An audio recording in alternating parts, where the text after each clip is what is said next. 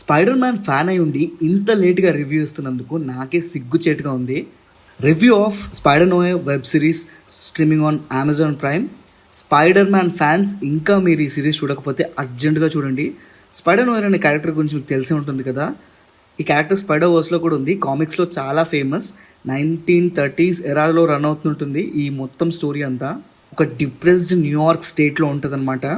Spider మ్యాన్కి multiple versions ఉంటాయి. So ఇది కూడా ఒక డిఫరెంట్ వర్షన్ అనమాట, detective Spider man.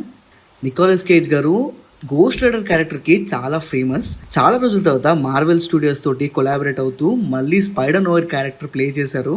Series start చేసినప్పుడు ఫస్ట్ 2-3 ఎపిసోడ్స్ నాకు కొంచెం అరే ఎందుకు సాగదీస్తున్నారా అనే ఫీలింగ్ వచ్చింది. బట్ ఎండ్ అయ్యేసరికి లాస్ట్ 5 ఎపిసోడ్లు ఉంటాయి, అదిరిపోతే అసలు. మనకి స్పైడర్ మ్యాన్లో జనరల్గా పీటర్ పార్కర్ లైఫ్ కొంచెం సాడ్గా బోరింగ్గా ఉంటుంది. కానీ స్పైడర్ మ్యాన్ లాగా మారంగానే కొంచెం ఇంట్రెస్టింగ్గా విలన్స్, యాక్షన్ సీన్స్ ఇలాంటివన్నీ బాగుంటాయి. బట్ సర్ప్రైజింగ్లీ ఇక్కడ పెన్ రాయిలీ క్యారెక్టర్ స్పైడర్ మ్యాన్గా మారకుండా కూడా ఆ డిటెక్టివ్ లైఫ్ ఏదైతే ఉందో అది కూడా ఇంట్రెస్టింగ్గా అనిపిస్తుంది.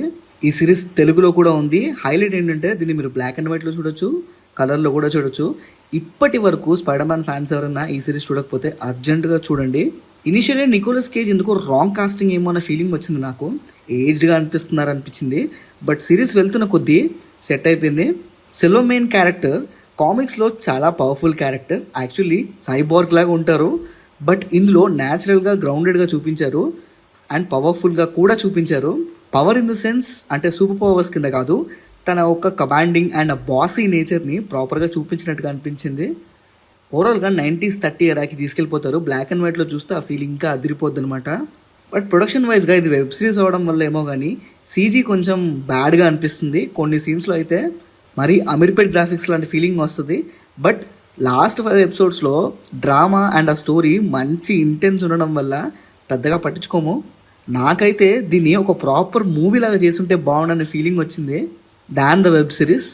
స్పైడర్ మ్యాన్ ఆరిజిన్ అందరికీ తెలిసిందే కదా. దీంట్లో కొంచెం డిఫరెంట్గా చూపిస్తారు. యాక్చువల్ స్పైడర్ నోయర్ క్యారెక్టర్కి సూపర్ పవర్స్ ఎలాగొస్తాయో అనే దానికి కూడా భిన్నంగానే చూపించారు ఇక్కడ. టోటల్గా 8 ఎపిసోడ్స్ ఉన్నాయి, కుదిరినప్పుడు చూసేయండి. సో అదండి matter. This is Pranav signing off team cinema పిచ్చా.